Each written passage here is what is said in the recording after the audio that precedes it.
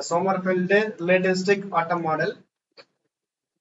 According to Bohr, the lines in the hydrogen spectrum should each have a well-defined wavelength. அதான் போர் தியரியின் படி ஹைட்ரஜன்ல நமக்கு பாத்தீங்கன்னா 5 type of spectrum கிடைக்குதுன்னு பார்த்தோம். அந்த லைமன், பாமர், பேசன், ப்ராக்கெட், ஃபண்ட், இது எல்லாத்துக்குமே ஒரே ஒரு நியூபார் வேல்யூ பாத்தீங்க அப்படின்னா ஒவ்வொன்றும் தனித்தனி லைன்ஸா நமக்கு அந்த சீரீஸ்ல கிடைக்குது அப்படின்னு நம்ம பார்த்தோம். Bohr தியரியின் படி the lines in the hydrogen spectrum should each have a well defined wavelength. ஒவ்வொரு லைனும் ஒரு சரியான வேவ்லென்த் கொண்டிருக்கும். ஆனா ஸ்பெக்ட்ரோகிராஃப்ஸ் ஆஃப் ஹை ரிசால்விங் பவர், அது அதிக ரிசால்வ் பவர் கொண்ட ஒரு நிறமாலைமானியை கொண்டு அவங்க இந்த ஹெச் ஆல்பா பால்மர் சீரியஸினுடைய லைன்ஸ் இருக்கு இல்லையா, ஹெச் ஆல்பா, ஹெச் பீட்டா, அடுத்து ஹெச் காமா, இந்த லைன்ஸை என்ன பண்றாங்க அப்படின்னா பாக்குறாங்க. அப்படி பார்க்கும்போது இந்த H alpha, H beta, H gamma இந்த லைன்ஸ் எல்லாம் பாத்தீங்கன்னா சிங்கிள் லைனா இல்ல. பட் ஹைட்ரஜன் போரோட தியரியின் படி ஹெச் ஆல்பா அப்படின்னா ஆக்சுவலி ஹெச் ஆல்பான்றது என்னது, n = 3 இருந்து எங்க வர்றது, n = 2க்கு வர்றது. அப்ப இதுக்கான ஃபார்முலா பாத்தீங்கன்னா நியூ பார் = r × 1/2² - 1/3². அப்ப ஈக்குவல் பாத்தீங்கன்னா r × 9, இங்க ஒரு 4 9 4 போச்சுன்னா 5, இங்க ஒரு 4 9 36. அப்ப ஈக்குவல் 5r/36. அப்ப இதுக்கு எத்தனை மதிப்பு இருக்கும், ஆருக்கு ஒரே ஒரு வேல்யூ தான் இல்லையா, 5 × 1.1 வச்சுட்டீங்கன்னா 36 = 5.5/36 அடிச்சீங்கன்னா ஒரு சிங்கிள் வேல்யூ மட்டும் தான் நமக்கு கிடைக்கும். அப்படின்னா என்ன அர்த்தம்னா அதனுடைய வேவ் நம்பர் எத்தனை மதிப்பு தான், ஒரே ஒரு மதிப்பு தான். அப்ப எத்தனை லைன் தான் இருக்க முடியும், ஒரு லைன் தான் இருக்க முடியும். 2 லைன் இருந்தா அப்ப 2 வேவ் நம்பர் வரும். ஆனா நமக்கு ஒண்ணுதான் இருக்கு. ஆனா ஸ்பெக்ட்ரோகிராஃப் எடுத்து பாக்குறாங்க ஹை ரிசால்விங் பவர்ல. அப்ப அந்த H alpha, H beta, H gamma இந்த லைன்ல எல்லாமே ஹெச் ஆல்பால பார்த்தோம்னா 2-3 லைன் இருக்கு. இது எதுவுமே சிங்கிள் லைனா இல்ல, அதுக்குள்ள என்ன இருக்கு, 2-3 லைன் சேர்ந்துதான் இருக்கு. அப்ப போருடைய அந்த சிங்கிள் லைன் கான்செப்ட் என்ன ஆகுதுன்னா அடிபட்டு. இப்ப each spectral line actually consists of several very close lines packed together. ஒவ்வொரு சிங்கிள் லைனுக்குள்ளயும் என்ன இருக்கு, நிறைய லைன்ஸ் சேர்ந்துதான் அந்த சிங்கிள் லைனை உருவாக்கி இருக்கிறதா பாக்குறோம். அப்ப Michelson found that under high resolution, Michelson high ரெசல்யூஷன்ல பாக்குறாரு ஹெச் ஆல்பா லைன்ல என்ன இருக்குன்னு பாத்தீங்கன்னா H alpha line can be resolved into two close components. H alpha லைன்ல 2 லைன்ஸ் இருக்கு. ரெண்டுக்கு இடைப்பட்ட வேவ் லென்த் செப்பரேஷன் பாத்தீங்க அப்படின்னா எவ்வளவு, 0.13 ஆம்ஸ்ட்ராங். இந்த மாதிரி இருக்கிறதுக்கு தான் என்ன பேருன்னா பைன் ஸ்ட்ரக்சர் அப்படின்னு சொல்றோம். அது என்ன பைன் ஸ்ட்ரக்சர், நம்ம ஏற்கனவே சொல்லியிருப்போம். பைன் ஸ்ட்ரக்சர்னா ஒரு சிங்கிள் ஸ்பெக்ட்ரல் லைனை நம்ம ஒரு ஸ்பெக்ட்ரோகிராஃப்ல டீடைல்டா பார்க்கும்போது அதுல என்ன இருக்கும், சின்ன சின்ன லைன் சேர்ந்து இருக்கும். அப்படி இருந்துச்சுன்னா அதுக்கு பேர் என்னது, பைன் ஸ்ட்ரக்சர். இன்னொன்னு ஹைப்பர் பைன் ஸ்ட்ரக்சர்னு ஒரு கான்செப்ட் இருக்கு. அது என்னன்னு பாத்தீங்கன்னா அந்த சின்ன லைனை நம்ம என்ன டீடைல பார்த்தோம்னா அதுக்குள்ள என்ன இருக்கும், நிறைய லைன்ஸ் இருக்கும். அது ஹைப்பர் பைன் ஸ்ட்ரக்சர் நம்ம சொல்லுவோம். இப்ப இது பைன் ஸ்ட்ரக்சர். இது பேர் என்னது, இது மாதிரி ஒரு லைன் பிரிஞ்சு தெரியறது பேரு பைன் ஸ்ட்ரக்சர். அதை நம்ம சில பொருள் பார்க்கும்போது ஒரே பொருள் மாதிரி தெரியும், ஆனா உள்ள நிறைய துணி மாதிரி தான், நிறைய நூல்களா இருக்கணும், ஒரே மாதிரி இருக்கும், அந்த மாதிரி. அதுக்கு தான் பைன் ஸ்ட்ரக்சர் பேரு. இந்த பைன் ஸ்ட்ரக்சரை எக்ஸ்பிளைன் பண்றதுக்காக உருவான ஒரு தியரி தான் Sommerfeld theory. To explain the observed fine structure of spectral lines, Sommerfeld introduced the fine structure of spectral line explain பண்றதுக்காக சோமர்ஃபெல்ட் என்ன பண்றாருன்னா ரெண்டு மாடிஃபிகேஷன் பண்றாரு. போர் தியரியில 2 விஷயத்த என்ன பண்றாரு, மாடிஃபை பண்றாரு. என்னன்றது பார்க்கலாம். ஒன்னு போரினுடைய கருத்தின்படி எலக்ட்ரான் சுற்றும் பாதை என்ன பாதை, சர்க்கிள். பட் சோமர்ஃபெல்டோட கருத்தின்படி அது சர்க்கிளா இருக்குல்ல, என்னவா இருக்கலாம், எலிப்ஸ். சர்க்கிள்ன்றது அதனுடைய ஸ்பெஷல் கேஸ், எலிப்ஸ்ன்றது பொதுவான ஃபேமிலி. அதனுடைய ஸ்பெஷல் தான் என்னது, சர்க்கிள்ன்றது. உதாரணமா இப்ப எலிப்ஸுக்கு இதெல்லாம் எலிப்ஸ் இல்லையா, இதுல சர்க்கிள் வரணும்னா எலிப்ஸ்னா என்ன இருக்கும், நெட் எட்ஜ் இருக்கும், அது மேஜர் ஆக்சிஸ் மைனர் ஆக்சிஸ் ரெண்டுமே இருக்கு. மேஜர் ஆக்சிஸ் நீளமா இருக்கும், மைனர் ஆக்சிஸ் கொஞ்சம் கூட்டையா இருக்கும். மேஜர் ஆக்சிஸ் மைனர் ஆக்சிஸ் ரெண்டும் ஒரே அளவா இருந்தா அது என்ன மாறும் நமக்கு? அதான் சர்க்கிள். அப்ப இதனுடைய ஸ்பெஷல் கேஸ் தான் என்னது? சர்க்கிள். அப்ப போர் சொன்ன சர்க்கிள்ன்றது எலிப்ஸோட ஒரு ஸ்பெஷல் கேஸ். ஆனா உண்மையிலேயே வந்து என்ன அப்படின்னு பாத்தீங்கன்னா அதோடைய வட்டப்பாதை இது வந்து சுற்றுப்பாதை வந்து ஆர்பிட் வந்து எலிப்ஸா இருக்கும் அப்படின்னு சொல்றாரு. அப்ப எலிப்ஸா இருக்கும் போது இன்னொரு கான்செப்ட் இருக்குல்ல. இப்ப வந்து வட்டப்பாதைன்ற போது வட்டத்தோட மையத்துல நியூக்ளியஸ் இருக்கு. அப்ப எலிப்ஸ்ன்ற போது நியூக்ளியஸ் எங்க இருக்கும்? ஒரு போக்கஸ். அப்ப போக்கஸ் மையம் கிடையாது, ஏதாவது ஒரு போக்கஸ். போக்கஸ்ன்றது இந்த இடத்துலயோ அல்லது இந்த இடத்துலயே இருக்கலாம். இதுல ஏதாவது ஒரு போக்கஸ்ல நியூக்ளியஸ் இருக்கலாம், இங்க இருக்கலாம் அல்லது இந்த சைடு இருக்கலாம். இப்படி சூரியனும் இருக்கு இல்லையா, பூமி வந்து சுற்றி வரும் இல்லையா, அந்த மாதிரியான ஒரு அமைப்பை வந்து அவரு இன்ட்ரோடியூஸ் பண்றாரு ஃபர்ஸ்ட். அடுத்த ரெண்டாவது, வட்டப்பாதையில ஒரு எலக்ட்ரான் சுத்தி வருது அப்படின்னா இங்க நியூக்ளியஸ் இருக்கு. இது ரெண்டுக்கு இடைப்பட்ட அந்த போர்ஸ் டிஸ்டன்ஸ் வந்து மாற போறதே இல்ல. சோ அதனால ரெண்டுக்கு இடைப்பட்ட அந்த கூலும் போர்ஸ் என்ன பண்ணாது? கூலும் போர்ஸ் மாறாது. கூலும் போர்ஸ் மாறாத வரைக்கும் அப்படியே அந்த சென்ட்ரிபியூட்டல் போர்ஸ் என்ன பண்ண போறது இல்ல, மாறாது. அப்ப வந்து ஆக்சுவலா என்ன ஆகும் அப்படின்னா உங்களுக்கு வெலாசிட்டி வந்து சேமா இருக்கும், ஸ்பீடு வந்து சேமா இருக்கும். ஆனா இங்க வந்து அப்படி இல்ல.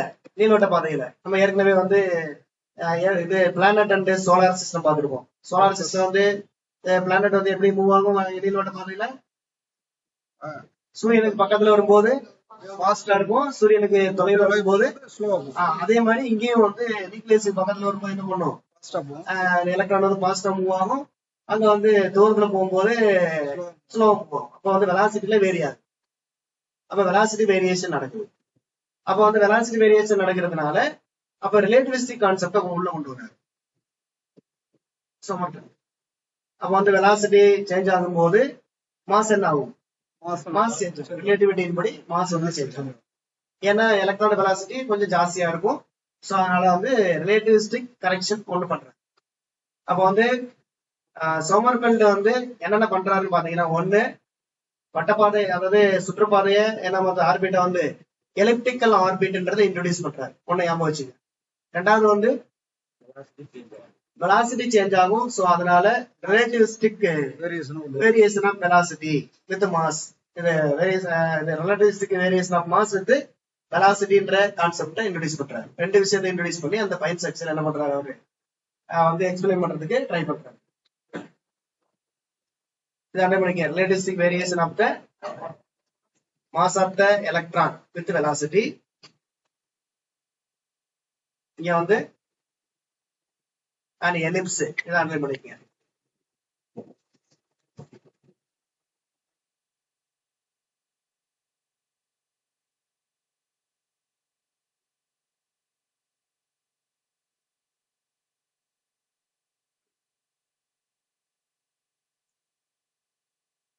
இப்ப எலிப்டிக் ஆர்பிட்டுக்கும் சர்க்குலர் ஆர்பிட்டுக்கும் என்ன வித்தியாசம் அப்படின்னு பாத்தீங்கன்னா, சர்க்கிளுக்கும் எலிப்டிக்கும் இது சர்க்கிள் அப்படின்ற போது அதோடைய ரேடியஸ் மையத்திலிருந்து அதோடைய ரேடியஸ் வந்து என்னவா இருக்கும்? கான்ஸ்டன்டா இருக்கும். அப்ப என்ன மாறும் அப்படின்னு பாத்தீங்கன்னா, இந்த ஆங்கிள், இப்ப இந்த இடத்துல இருந்த ஆங்கிள் பர்டிகுலர் ஆங்கிள், இந்த இடத்துல இருந்தா பர்டிகுலர் ஆங்கிள், இந்த இடத்துல இருந்தா அந்த ஆங்கிள் மட்டும் தான் என்ன பண்ணும்? மாறும். தீட்டா மட்டும் தான் சேஞ்ச் ஆகும் சர்க்கிள்ன்ற போது. ஆனா எலிப்டிக்கல் அப்படின்ற போது உங்களுக்கு என்ன மாறும்? உங்களுக்கு இந்த டிஸ்டன்ஸும் மாறும். இங்க இருந்தா ஒரு டிஸ்டன்ஸ், அதுவே இந்த இடத்துல இருந்துச்சுன்னா ஒரு டிஸ்டன்ஸ் கம்மியா இருக்கும், இங்க இருந்தா இந்த டிஸ்டன்ஸ் கூட இருக்கும். அந்த மாதிரி என்ன பண்ணும்? டிஸ்டன்ஸும் நமக்கு மாறும், ஆங்கிள் என்ன பண்ணும்? மாறும். அப்ப ரெண்டு விஷயத்த கால்குலேட் பண்ணணும். ஒண்ணு ரேடியஸ், இன்னொன்னு வந்து ஆங்கிள். அப்ப ஆர் அண்ட் பை ரெண்டு கான்செப்ட் அவர் எடுத்துக்கிறாரு. இங்க ஆங்கிள் மட்டும்ன்றதுனால இது ரேடியஸ் இஸ் கான்ஸ்டன்ட். இங்க வந்து அப்ப குவாண்டம் புதுசா ரெண்டு குவாண்டம் நம்பரை இன்ட்ரோடியூஸ் பண்றாரு. யாரு? சம்மர்ஃபெல்ட். இப்ப elliptic orbits for hydrogen.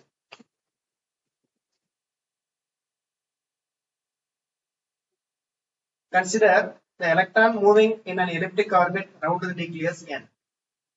Its position at any instant can be fixed in terms of polar coordinates. என்னென்ன அப்படின்னு பாத்தீங்கன்னா R and phi ரெண்டு கோஆர்டினேட் தேவைப்படுது.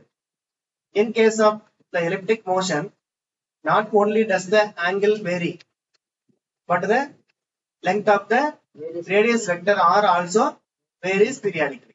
Angle மட்டும் இல்லாம ரேடியஸும் மாறும். அப்ப we have now to quantize the momentum associated with both these coordinates. அதனால வந்து momentum வந்து என்ன பண்ணுது, இப்ப ரெண்டு கோஆர்டினேட்டையும் சார்ந்து மாறுது. எது, பை அண்ட் ஆர். அப்ப ரெண்டு மொமெண்டா வருது. in accordance with the Bohr's quantum condition. போரோட குவாண்டம் கண்டிஷன் என்னன்னு பாத்தீங்கன்னா, உங்களுக்கு வந்து ஃபர்ஸ்ட் வந்து angular momentum MER equal to NH/2 சொல்லிருப்பாரு இல்லையா. இங்க வந்து ரெண்டு கான்செப்ட் வரதுனால அப்ப வந்து ஆங்குலர் மொமெண்டம் அது இல்லாம என்னது PR, அதுவும் ரேடியஸ் சார்ந்த மொமெண்டமும் எதுக்கு ஈக்குவலா இருக்கணும், போரோட கண்டிஷனை ஒபே பண்ணணும். அப்ப அதன்படி the two quantities, இப்ப இங்க இந்த எத்தனை குவாண்டிட்டி போருக்கு ஒரே ஒரு குவான்டைசேஷன் கண்டிஷன் தான், என்னது MER equal to NH/2. சாமர்பெல்ட் வந்து ரெண்டு கண்டிஷன் எடுத்துக்கிறார். ஒன்னு integral P/T equal to N/H, இன்னொன்னு PR/dr equal to NRH. ஹெச்னே வச்சுக்கலாம், ஒன்னும் பிரச்சனை இல்லை, இல்ல ஹெச்கிராச்சுன்னு வச்சாலும் சரி. இப்ப வந்து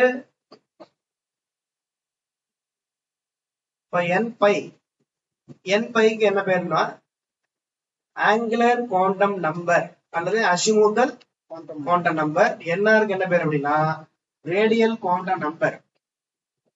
இப்ப குவாண்டம் நம்பர் ரெண்டை இன்ட்ரோடியூஸ் பண்றாரு, ஒன்னு வந்து n பை, இன்னொன்னு NR. ஆனா இந்த n பை போர் வந்து எந்த குவாண்டம் நம்பர் இன்ட்ரோடியூஸ் பண்ணாரு, இது n பிரின்சிபல் குவாண்டம் நம்பர். இவர் வந்து ஒன்னு NR, இன்னொன்னு n பை. ஆனா இன்னொரு ரிலேஷன் ஒன்று சொல்றாரு, என்னது NR plus n phi equal to n. NR n phi கொடுத்தீங்கன்னா எதுக்கு ஈக்குவலா இருக்கும், பிரின்சிபல் குவாண்டம் என்னக்கு ஈக்குவலா இருக்கும், பிரின்சிபல் குவாண்டம் நம்பருக்கு ஈக்குவலா இருக்கும். அந்த கான்செப்ட் கொண்டு வந்துருவாரு. இதுல இன்னொரு விஷயம் என்ன அப்படின்னா, NR மற்றும் n பை ரெண்டுமே என்னவா இருக்க முடியும், ரெண்டுமே இன்டெகிரல் வேல்யூ, மேலும் positive. Only positive integral values. Positive integral வேல்யூஸ்னா +1 +2 +3 அந்த மாதிரி தான் இருக்கும் அப்படின்றது. n பையையும் NR ரெண்டு குவாண்டம் நம்பரையும் கூட்டினீங்கன்னா நமக்கு பிரின்சிபல் குவாண்டம் நம்பர் வரும். where n is the principal quantum number, it can take integral values 1 to 3, இது நமக்கு தெரிஞ்சதுதான். அடுத்து p பைன்றது ஆக்சுவலா என்னன்னு பாத்தீங்கன்னா ஆங்குலர் மொமெண்டம். p பைன்றது ஆங்குலர் மொமெண்டம். அப்புறம் இந்த p பைன்றது ஆக்சுவலா ஆங்குலர் மொமெண்டத்தை தான் குறிக்குது. கெப்லரோட லாவில் இருந்து ஆங்குலர் மொமெண்டம் என்னவா இருக்கும் அப்படின்னு பாத்தீங்கன்னா கான்ஸ்டன்ட். நம்ம ஏற்கனவே கெப்லர்ஸ் லாவ்ல பாத்துருப்போம். கெப்லரோட எந்த லாவ்ல சொல்லிருப்பாங்க ஆங்குலர் மொமெண்டம் கான்ஸ்டன்ட்னு, ஃபர்ஸ்ட் லாவா செகண்ட் லாவா? Very good, second law. Second லாவல தான் ஆங்குலர் மொமெண்டம் கான்ஸ்டன்ட்ன்ற கான்செப்ட் வரும். அப்ப அதன்படி அப்ப p பை ஆங்குலர் மொமெண்டம் எடுத்துக்கிட்டீங்கன்னா கெப்லர் லா மாதிரி, ஏன்னா அதுவும் எலிப்டிக்கல் ஆர்பிட் தான் கெப்லர் சொல்றதும். அப்ப therefore p பை என்னவா வச்சுக்கலாம், அவங்க கான்ஸ்டன்ட் அப்படின்னு நம்ம வச்சுக்கலாம்.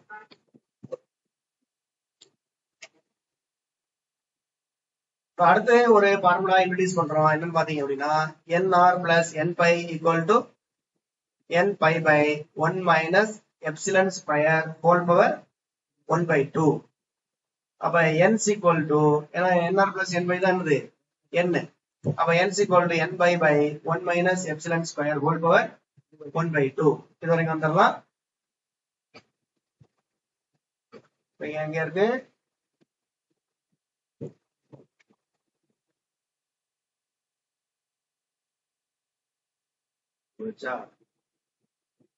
n equal to n pi by 1 minus epsilon square whole power 1/2. அப்ப இதை இங்க கொண்டு வந்துருங்க, 1 minus epsilon square whole power 1/2 வரும்,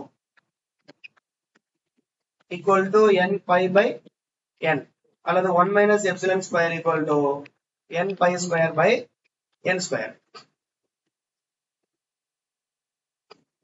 பட் எலிப்ஸுக்கு என்ன அப்படின்னு பாத்தீங்கன்னா 1 minus epsilon square equal to யாருக்கு ஈக்குவல்னா b ஸ்கொயர் பை a ஸ்கொயருக்கு ஈக்குவல்.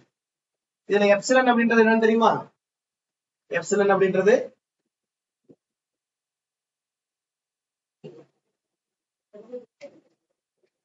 எப்சிலன்றது நம்ம எலக்ட்ரிசிட்டில வரும்ல, அந்த எப்சிலன் இல்லது.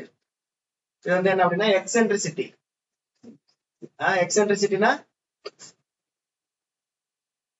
இது வந்து எலிப்ஸ், சர்க்கிள், நீள்வட்டமா, நீள்வட்டம் இது எல்லாத்துக்கும் ஒரு வேல்யூ இருக்கும். சர்க்கிளுக்கு ஒரு வேல்யூ 0. எக்ஸென்ட்ரிசிட்டின்றது தமிழ்ல வந்து மையத்தொலை தகவு அப்படின்னு சொல்லுவாங்க. நீங்க வந்து அனாலிட்டிக்கல் ஜியோமெட்ரியில பிளஸ் 2 எல்லாம் படிச்சிருக்கலாம். எலிப்டிக்கல் ஈக்குவேஷனு இதெல்லாம் பேரபோலிக் எல்லா ஈக்குவேஷன்லயும் எலிப்டிக்கு இதுலயும் இதுல ஹைப்பர் போலா எல்லாம் வரும். சர்க்கிளுக்கு இதோட வேல்யூ வந்து 0. சர்க்கிளுக்கு நீங்க 0 போட்டீங்கன்னா பாருங்களேன் என்ன வரும் உங்களுக்கு 1 equal to B square by இது போல 0 போட்டீங்கன்னா என்ன வரும் சர்க்கிளுக்கு 1 equal to B square by A square வருமா? அப்ப என்ன வரும் A square equal to B square. இதுல வர பி ஸ்கொயர் பை ஏ ஸ்கொயர்ல உள்ள பி ஸ்கொயர் பின்றது என்ன ஏன்றது என்ன அப்படின்னா இந்த இதோட எலிப்ஸோட இது வந்து என்னது இந்த நீளம் ஏ, இந்த நீளம் வந்து என்னது பி. ஆமா, மேஜர் ஆக்ஸோட நீளம் வந்து ஏ, மைனர் ஆக்ஸோட நீளம் வந்து என்னது பி. அதான் அந்த பி ஸ்கொயர் பை ஏ ஸ்கொயர்ன்றது. இது எலிப்டிக்கல் ஃபார்முலாவில் இருந்து நம்ம வந்து 1 minus epsilon square equal to B square by A square எழுதலாம்.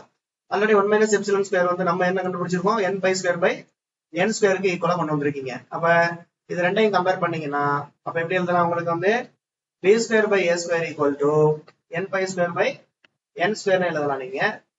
அப்ப ரெண்டு சைடு ரூட் எடுத்துட்டீங்கன்னா இந்த ஃபார்முலா நமக்கு கிடைக்கும். இதான் நமக்கு முக்கியமான ஃபார்முலா என்னது b by a equal to n pi by n.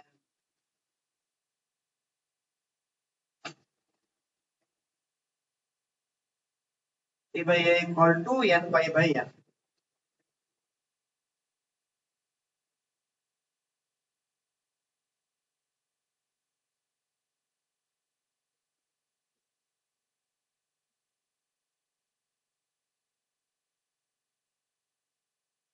இப்ப இந்த ஈக்குவேஷன் 1 வந்து எதை கொடுக்குதுன்னு பாத்தீங்கன்னா condition that determines the allowed elliptical orbits. Equation 1ல இருந்து எத்தனை allowed elliptical orbit இருக்குன்றதை நீங்க கால்குலேட் பண்ணலாம். இனிமே வந்து உங்களுக்கு கால்குலேஷன்ஸ் மாதிரியே வரும்.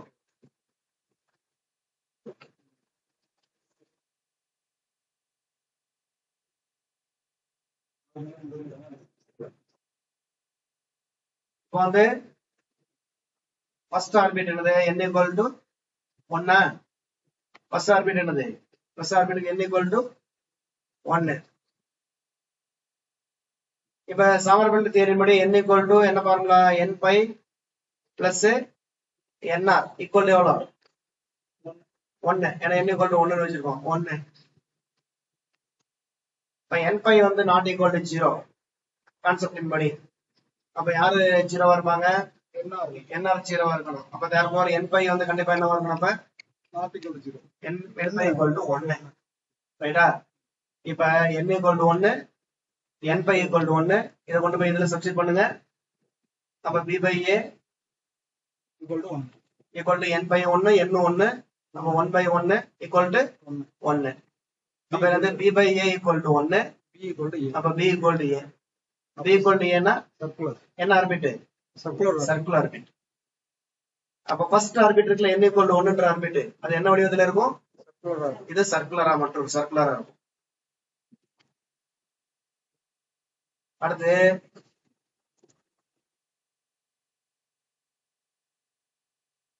n equal 2க்கு போவோம். n equal 2 plus n equal to n pi plus nr equal to 2. n pi not equal to 0. அப்ப என்னென்ன இருக்கலாம் என்ன ஆப்ஷன் வரலாம் உங்களுக்கு n pi 1 nr 1 n pi nr. அடுத்து 2 0 இருக்கலாமா? 2 ஆப்ஷன் இருக்கலாம். அப்ப 2 ஆர்பிட் கிடைக்கும்.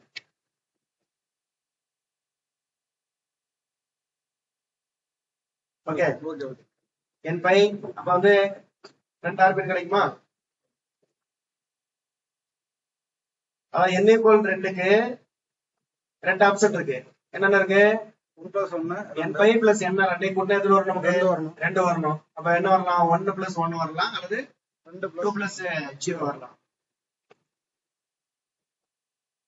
இப்ப இதை கொண்டு போய் இதுல சப்ஸ்டிட் பண்ணுங்க. 2 ஆப்ஷன் இருக்குல்ல. இப்ப இதுக்கான p by a equal to n by n nr விட்டுரும் n பை யோட வேல்யூ தான் போடணும். நீங்க n பை வந்து எவ்வளவு 1 n வந்து எவ்வளவு n வந்து 2 இப்ப b by a equal to 1/2 அப்ப b equal to a by 2 இதுக்கு சப்ஸ்டிட்யூட் பண்ணுங்க அதே மாதிரி b by a equal to n pi வந்து எத்தனை 2 n வந்து எத்தனை 0 n போங்க nr பாருங்க nr வந்து இந்த ஃபார்முலால வராது ஏடா இதுல இருந்து n pi தான் வேல்யூ நம்ம எடுத்துறோம் n pi வேல்யூ தான் நம்ம சூஸ் பண்ணிக்கணும் அப்ப எது வருது b equal to a ரைட்டா b equal to a னா என்ன பாரு இது circle b equal to a by 2 னா சர்க்கிளா எலிப்ஸா எலிப்ஸ் தான் எலிப்ஸ் ஆனா இந்த b யோட வேல்யூ எப்படி இருக்கும்னு பாத்தீங்கன்னா அதாவது இது வந்து இப்ப 2 மீட்டர் அப்படின்னா இது எத்தனை மீட்டர் இருக்கும் 1 இருக்கும் அந்த மாதிரி இருக்கும் அப்ப ஒரு சர்க்கிள் ஒரு எலிப்ஸ் கிடைக்கும் ரைட்டா அப்ப n equal to 2 க்கு வந்து ரெண்டு பாதை ஒன்னு வந்து சர்க்கிள் ஒன்னு வந்து எலிப்ஸ் இந்த ரெண்டு பாதை வந்து என்னன்னு தெரியுமா அதான் நம்ம கெமிஸ்ட்ரியில போடுவோம்ல ரெண்டாவது இதுக்கு வந்து ரெண்டாவது இதுல எத்தனை எலக்ட்ரான் இருக்கலாம் n equal to 1 ல 2 எலக்ட்ரான் இருக்குமா n equal to 2 ல எத்தனை எலக்ட்ரான் இருக்கும் 8 எலக்ட்ரான் இருக்குமா இந்த 8 எலக்ட்ரான் அப்புறம் ஆர்பிட்டல் சொல்றாங்க s ஆர்பிட்டல் p ஆர்பிட்டல் இந்த 2 எலக்ட்ரான் எங்க இருக்கும் இந்த 2 எலக்ட்ரான் எங்க இருக்கும் s ஆர்பிட்டல்ல இருக்கும் ஆர்பிட்டல் s ல இருக்கும் இப்போ இது வந்து என்ன சொல்லுவோம் 1s 2 இங்க வந்து இது வந்து என்னது 1s இதுல 1s இல்ல 2 ரெண்டாவது கூட்டுல s ல 2 ரெண்டாவது கூட்டுல p ல எத்தனை 6 அப்ப 1 சர்க்கிளா இருக்கும் 1 வந்து என்னவா இருக்கும் எலிப்ஸா இருக்கும் இந்த படம் இருக்குமே இதா இருக்கு பாருங்க இது n equal to 1 க்கு இது வந்து n equal to 2 க்கு n equal to 2 ல இது வந்து என்னவா இருக்கு சர்க்கிள் ஒரு சர்க்கிள் ஒண்ணு இருக்கா இது வந்து என்னது ஒரு எலிப்ஸ் இதான் n equal to 2 n equal to 1 n equal to 2 n equal to n pi equal to 2 க்கு அடுத்து அதே மாதிரி n equal to 3 பாருங்க n equal to 3 ல ஒரு சர்க்கிள் ரெண்டு எலிப்ஸ் இருக்கும் அதே மாதிரி n equal to 4 போட்டீங்கன்னா அதே மாதிரி என்ன பண்ணும் எல்லாத்துலயுமே எத்தனை சர்க்கிள் இருக்கும் ஒரு சர்க்கிள் இருக்கும் அது போக மிச்சம் இல்லாத எல்லாமே என்னது எலிப்ஸ் அவ்வளவுதான் இப்ப n equal to 5 அப்படின்னா எத்தனை சர்க்குலர் ஆர்பிட் எத்தனை எலிப்டிக்கல் ஆர்பிட் இருக்கும் ஒரு சர்க்குலர் ஆர்பிட் பேலன்ஸ் வந்து எலிப்டிக்கல் ஆர்பிட் இருக்கும் இது நீங்க ஞாபகம் வச்சுக்கலாம் n-1 elliptical orbit 1 circular orbit சரி இப்போ வந்து இதுல என்ன சொல்லிருக்காங்கன்றத பார்ப்போம் இதுதான் வந்து உங்களுக்கு பேசிக் சம்மர் பட்ல இதுல வந்து கெமிஸ்ட்ரியில எக்ஸ்பிளைன் பண்ணிருப்பாங்க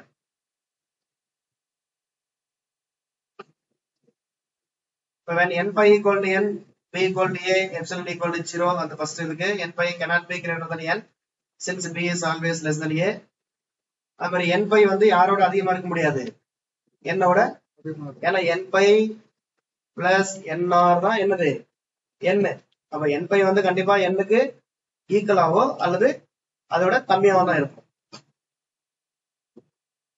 and hence for a given value of n pi can assume only n different values which means there can be only n elliptical orbits of different eccentricities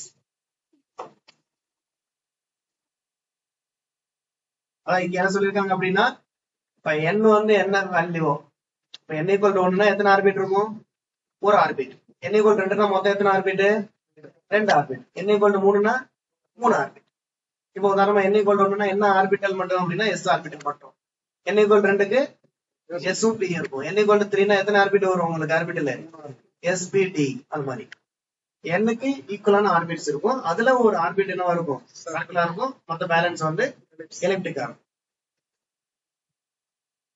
இதுல கொடுத்திருக்காங்க பாருங்க first orbit n equal to 1 நம்ம calculate பண்ண அதேதான் first orbit is a circle அடுத்து n equal to 2 we have the values 1 or 2 n pi க்கு ரெண்டு value வரலாம் ஒன்னு வரலாம் இன்னொன்னு ரெண்டு வரலாம் so that there are two possible orbits for n equal to 2 ஒன்னு வந்து a circle ஒரு circle and ஒரு an ellipse ஒரு ellipse similarly there are three possible orbits for n equal to 3 அதுல என்னது ஒரு a circle ஒரு circle two ellipses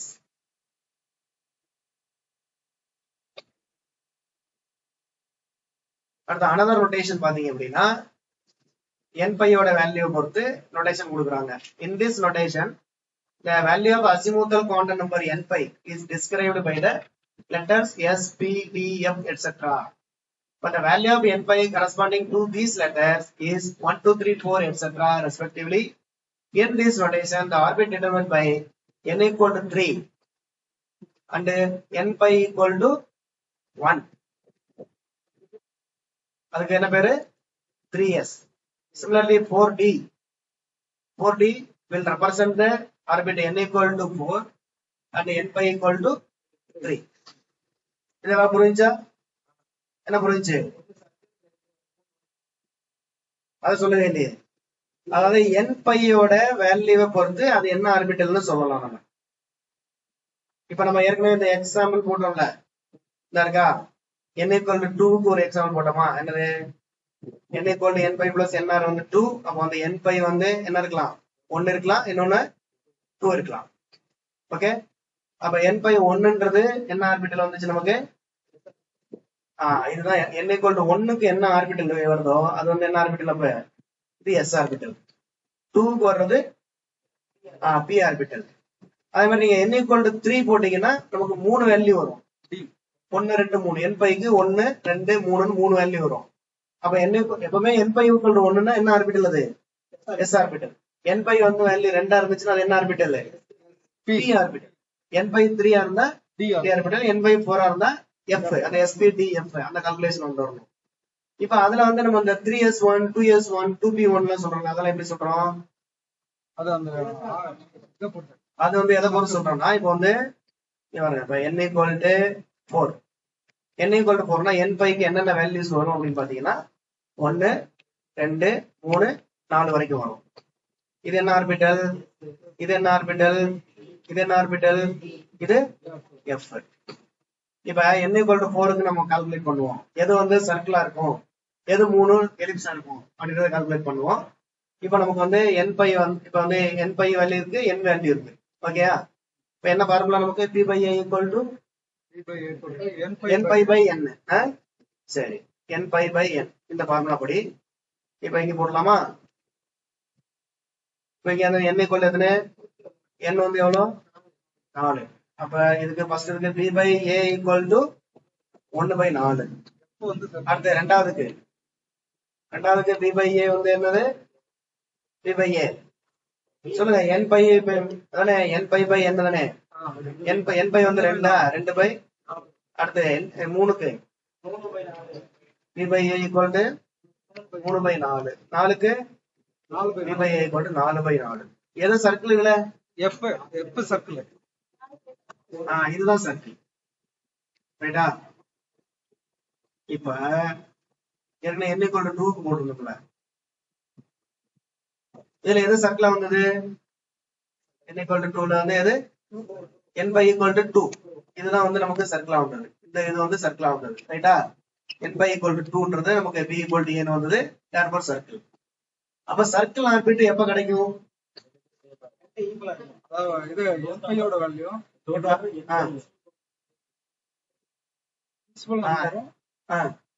இல்ல அப்படின்னா n equal to 1ன்னா எந்த ஆர்பிட்டல்? சர்க்கிள். எந்த orbital? s orbital. n equal to 2க்கு எந்த ஆர்பிட்டல் சர்க்கிளா வருது? p orbital. n equal to 3ன்னா p orbital. n equal to 4ன்னா அப்படி போகும். அதான் கடைசி ஆர்பிட்.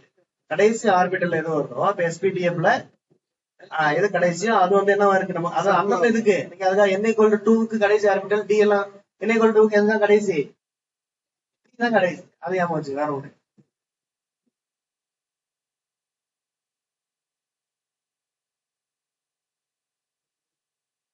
சரி, இப்ப வந்து இந்த நோட்டேஷன்ல உங்களுக்கு ஏற்கனவே நம்ம சொல்லி கொடுத்ததுதான். இப்ப 3p2 இப்படின்னா என்ன அர்த்தம்?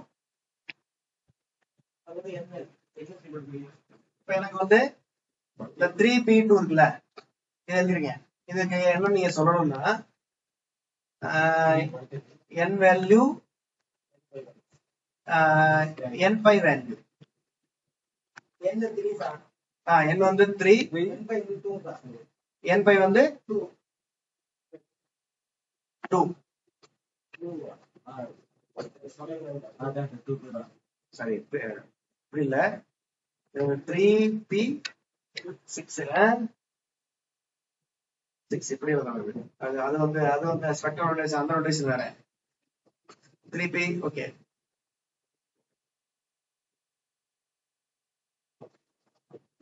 என்ன சொன்னீங்க n equal to 3 right n pi equal to 2 னு எப்படி சொன்னீங்க n pi equal to 2ன்றது எதை வச்சு சொன்னோம் கரெக்ட் சார் என்ன 3p6 னு எழுதிருக்கேன்ல இதுல எப்படி n pi equal to 2 னு சொன்னீங்க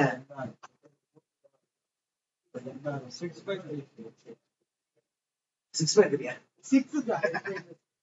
சார் 6ன்றது சும்மா p ஆர்பிட்டல்ல உள்ள 6 எலக்ட்ரான் சார் அது அப்ப 1 சார் n pi வேல்யூ எப்படி கண்டுபிடிக்கணும் அப்படினா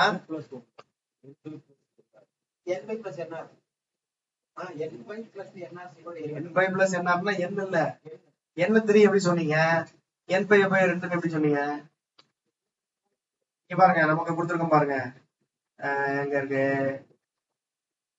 பாருங்க 3s னா என்ன அர்த்தம் சொல்லிருக்கான் in this notation the orbit determined by n equal to எத்தனை 3 n pi equal to 1 னா அது எப்படி குறிக்கிறாங்க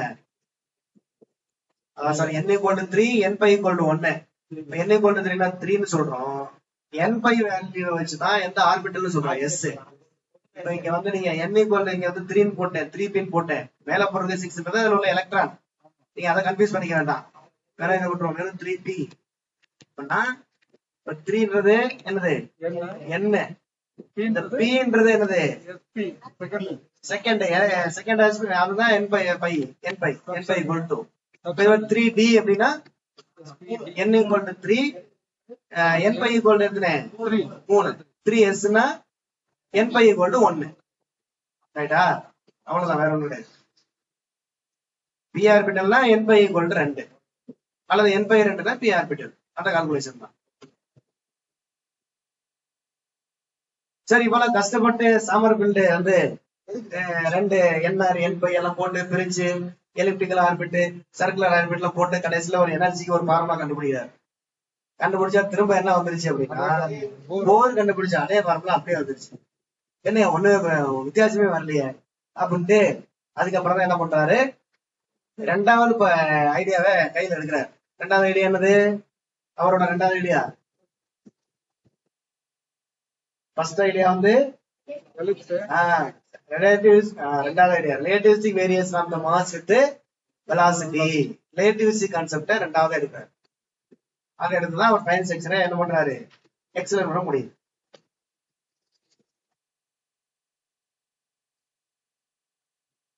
the total energy is the same as that obtained by 4 but this means that the area of electrical orbits introduce no new energy level புதுசா எந்த ஒரு energy லெவலையும் அது என்ன பண்ணல இன்ட்ரோடியூஸ் பண்ணல அப்ப இன்ட்ரோடியூஸே பண்ணலன்னா அப்ப ஹெச் ஆல்பா லைன் வந்து ஒரு லைனை மட்டும் தானே நமக்கு என்ன பண்ணணும் கொடுக்கணும் ஒருவேளை புதுசா ஒரு அடிஷனல் ஒரு ஸ்பெக்ட்ரல் இது எனர்ஜி லெவல் இங்க வந்து இருந்துச்சுன்னா இங்க இருந்து வரணும் இங்க இருந்து வரணும் அப்ப வந்து ரெண்டு வேற ஃப்ரீக்வன்சி வந்து நமக்கு 2 லைன்ஸா நமக்கு கிடைச்சிருக்கலாம் ஆனா புதுசா ஒரு எனர்ஜி லெவல் அது என்ன பண்ணல இன்ட்ரோடியூஸ் பண்ணல ஏன்னா போர்ல என்ன எனர்ஜி லெவல் இருந்துச்சு அதேதான் அப்படின்ற போது இதுலயும் சிங்கிள் தான் வரணும்ன்ற மாதிரி ஆயிடுச்சு அப்ப no new spectral lines which would explain the fine structure are to be expected because of this multiplicity of orbits. Hence, Sommerfeld proceed further to find a solution to the problem of fine structure spectral line on the basis of the variation of the mass of the electron with velocity. அந்த concept எடுக்கிறார். இப்போ என்ன நம்ம பார்க்க போறது சம்மர்ஃபெல்டோட relativistic theory. இதுல முக்கியமான சில பாயிண்ட்ஸ் மட்டும் நம்ம பார்த்துட்டாலே போதும். இப்போ the velocity of the electron in a circular orbit is constant, but the velocity of the electron in an elliptical orbit varies, being a maximum at the perihelion and a minimum at the aphelion. இது நமக்கு ஏற்கனவே நமக்கு Kepler லாவ்ல பார்த்திருக்கோம். Furthermore, this velocity is quite large. மேலும் இந்த velocity வந்து எப்படி இருக்கு ரொம்ப அதிகமா இருக்கு. அதோட velocity எவ்வளவு இருக்குன்னு பாத்தீங்கன்னா 1/137c velocity of light போல 137 மடங்கு அது ஒன்றுல 100 அது போல 137 ஒரு பங்கு அளவுக்கு அதிகமா இருக்கு. Therefore, Sommerfeld modified his theory, taking into account variation of mass of the electron with velocity. இப்ப இந்த கான்செப்டை எடுத்து அவர் வந்து எனர்ஜி வேல்யூ கண்டுபிடிக்கிறாரு. அப்ப அவருக்கு கிடைக்கக்கூடிய ஃபார்முலா தான் இந்த ஃபார்முலா. இது மாதிரி ஒரு me⁴ இதை வந்து அப்படியே போரோட அந்த வேல்யூ அப்படியே வந்துருது. அப்புறம் மைனஸ் டர்ம்ஸ் கொஞ்சம் எடுக்கிறாரு. மைனஸ் டர்ம்ஸ் பாத்தீங்க அப்படின்னா me⁴ z⁴ alpha square divided by 8 epsilon square h square n by n pi minus 3/4 into 1 by n⁴. இதுல ஆல்பா அப்படின்றதுதான் இந்த பைன் செக்ஷன் கான்ஸ்டன்ட் சொல்லக்கூடிய அதோட வேல்யூ வந்து 1/137. இது வந்து நம்ம கேட்பாங்க. Alpha equal to e square by 2 epsilon ch.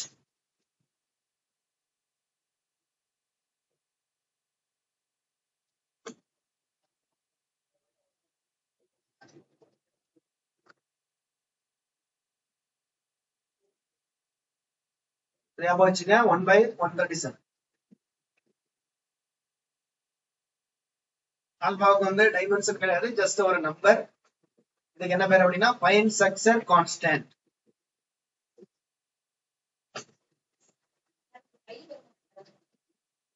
எங்க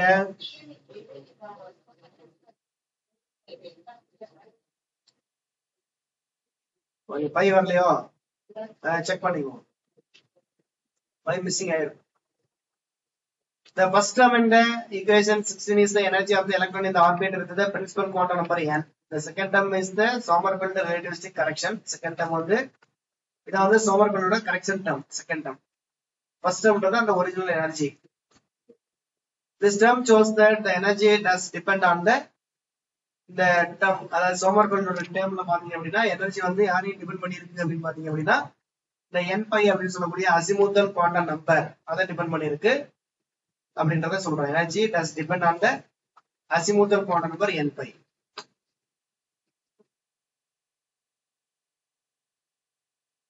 இப்ப இதுல இருந்து அவர் வந்து ஃபைன் ஸ்ட்ரக்சரை வந்து கொண்டு வராரு. ஏன்னா இப்போ வந்து நமக்கு வந்து அசிமுத்தல் குவாண்டம் நம்பரை டிபெண்ட் பண்ணி இருக்கும் போது நம்ம அசிமுத்தல் குவாண்டம் நம்பர் எதை டிபெண்ட் பண்ணி இருக்கு, அசிமுத்தல் குவாண்டம் நம்பர் பொறுத்து எது மாறும், அசிமுத்தல் குவாண்டம் நம்பர் பொறுத்து எது மாறும், அதான் n pi பொறுத்து யார் மாறுறா, n pi 1ன்னா என்ன, 2ன்னா என்ன, 3ன்னா என்ன, orbital, s orbital, p orbital, d orbital அந்த மாதிரி மாறும். ஒரே எனர்ஜி லெவல்ல இருந்தாலும் அதுக்குள்ள என்ன இருக்கு, இப்ப n = 2 அப்படின்னா அதுல எத்தனை ஆர்பிட்டல் இருக்கு, s ஆர்பிட்டல், இன்னொன்னு p ஆர்பிட்டல். அப்ப அவர் என்ன சொல்றாரு, s ஆர்பிட்டல்ல இருந்தும் p ஆர்பிட்டல்ல இருந்து s ஆர்பிட்டல்ல இருந்து ஒரு லைன் வந்திருக்கலாம், p ஆர்பிட்டல்ல இருந்து இன்னொரு லைன் வந்திருக்கலாம். அப்ப வந்து நமக்கு வந்து அந்த h ஆல்பா லைன்ல 2 லைன் வர்றதுக்கான சான்சஸ் இஸ் தேர். அவரோட எக்ஸ்பிளேஷன் அப்படிதான் போகுது.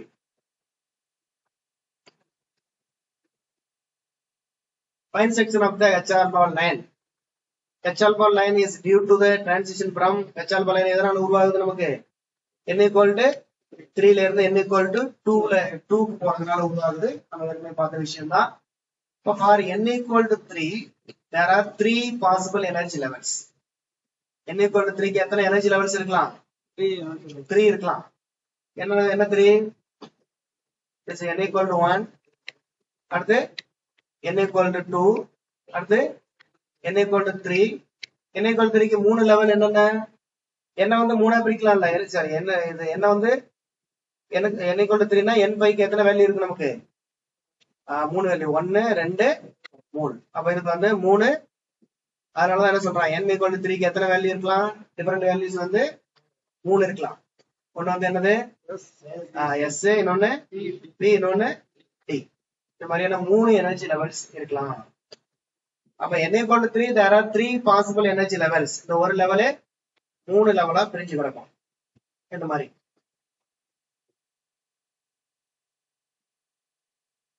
s ஒரு லெவல், p ஒரு லெவல், t ஒரு லெவல்.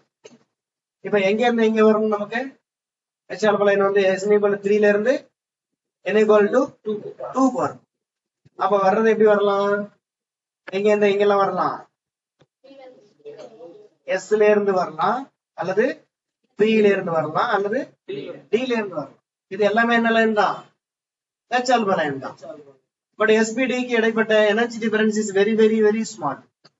அப்ப 3 லைன் எப்படி இருக்கும் நமக்கு, ஒரே ரொம்ப மைனூட்டா பக்கத்துல இருக்கிற மாதிரி தெரியும். அதை very high resolving power of telescope இதை வச்சு பார்க்கும்போது ஸ்பெக்ட்ரோகிராம் வச்சு பார்க்கும்போது அது செப்பரேஷன் நமக்கு தெரியலாம் அப்படின்றது அவருடைய எக்ஸ்பிளேஷன். அப்ப for n equal to 3 there are 3 possible energy levels. அடுத்து n equal to 2க்கு எனக்கு என்ன இருக்கு? n equal to 2 ரெண்டுல என்ன பிரியும்ல? ரெண்டுல என்ன பிரியும்? அப்ப எப்படி வரலாம்னு பாத்தீங்கன்னா உங்களுக்கு வந்து இப்ப n equal to 2 வந்து கொஞ்சம் கீழே இறக்கி போட்டுக்கோங்க.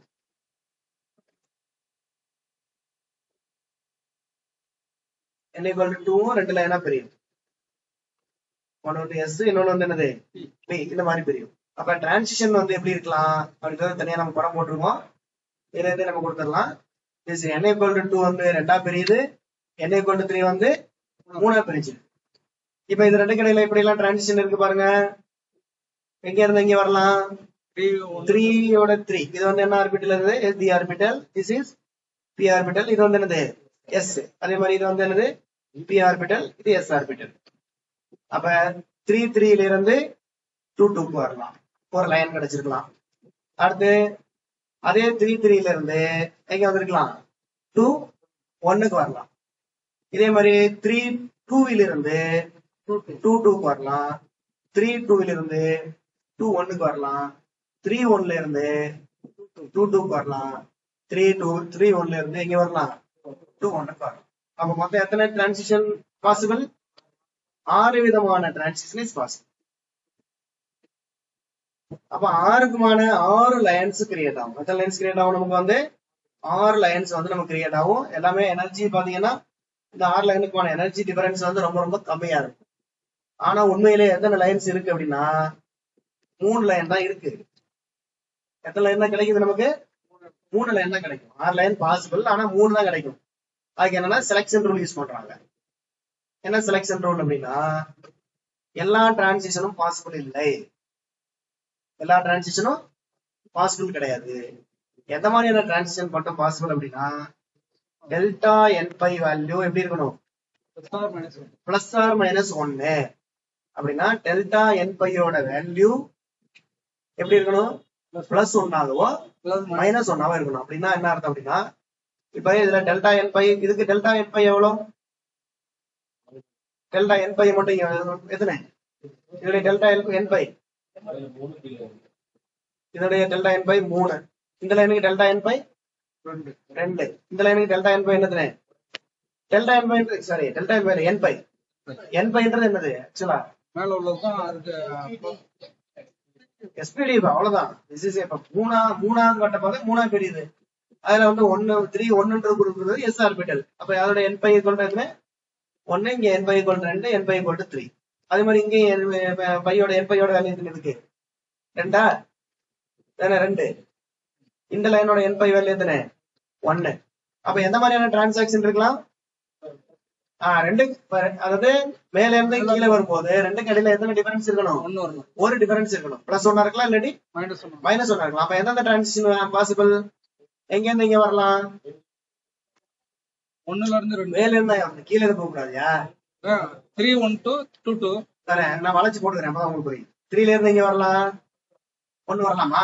வர முடியாது. 3 1 பிளஸ் ஆர் மைனஸ் 1 தானே. அப்ப 3ல இருந்து இங்க வரலாம், 3ல இருந்து 2க்கு வரலாம். ரைட்டு. அடுத்து இந்த 1ல இருந்து 2க்கு வரலாம். அடுத்து 2ல இருந்து 1க்கு வரலாம். அவ்வளவுதான். 3 பாசிபிள் தான். மத்த எது போட்டாலும் உங்களுக்கு இப்ப நீங்க 3ல இருந்து 2க்கு வந்தாச்சு, 3ல இருந்து 1க்கு வந்தீங்கன்னா டிஃபரன்ஸ் வந்து 2 ஆயிருது. அதே மாதிரி இந்த 1ல இருந்து 1க்கு வந்தீங்கன்னா டிஃபரன்ஸ் வந்து என்ன ஆயிருது? 0 ஆயிருது. அப்ப வந்து இந்த 3 லைன்ஸ் மட்டும் நமக்கு கிடைக்கும்.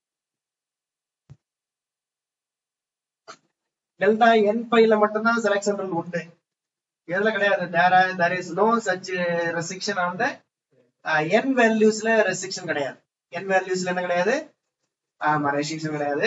On the basis of this selection rule there are only 3 allowed transition. Figure 6.19 the allowed transition are shown by continuous lines and the forbidden lines by the inner line dotted lines. The dotted line எல்லாமே வர முடியாத lines. இந்த bolt lines எல்லாமே வந்து என்னது? ஆமா, transition ஆக முடிந்த லைன்ஸ்.